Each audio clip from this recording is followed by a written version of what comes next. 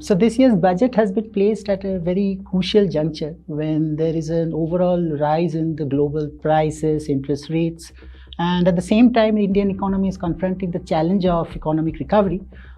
So a lot depended on the budget and the allocations. So this year's budget concentrated on the deficit reduction in consistence with its medium-term fiscal strategy. So as compared to the present year 22-23, the next year is supposed to reduce the fiscal deficit very sharply from 6.5 to around, say, around 5.9.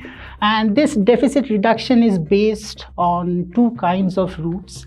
First, by increasing the share of GST tax collection as a proportion of GDP, and second, by reducing particularly the revenue expenditures growth rate, which is reflected in the revenue expenditure GDP ratio.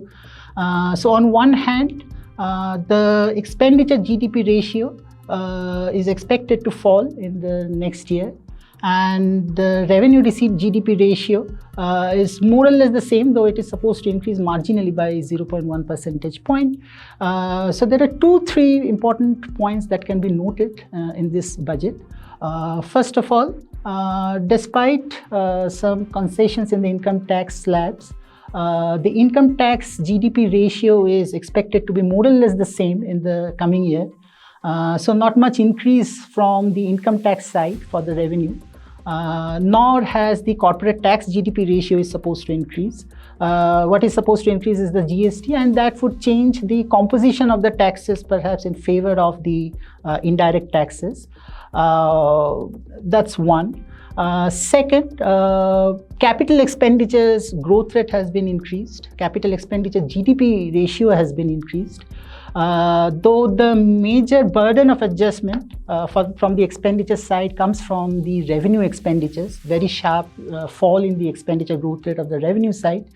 And this has been associated with reduction in budget allocations for Narega and some reduction in the growth rate of allocation in Ayushman Bharat and some other current expenditures that is explaining the fall in the revenue expenditures growth rate.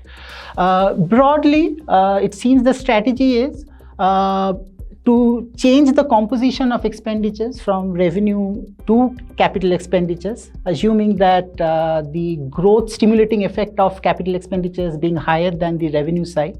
That's perhaps the presumption behind this budget, while abiding by the deficit targets. There are perhaps two concerns which would particularly come at this juncture.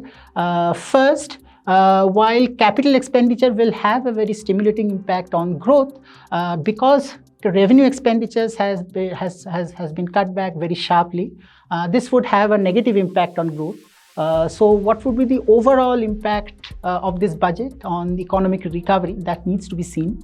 And second, because there has been some cutback on the expenditure allocation on employment generation, that provides a further speculation, concern about whether to what extent the economic recovery would be associated with the recovery in employment as well. So broadly, it's a budget about abiding by the FRBM Act, while keeping the income tax, direct tax ratios more or less similar, mobilizing some revenues through GSTs and cutting back revenue expenditures and compensating to a certain extent by increasing the capital expenditures.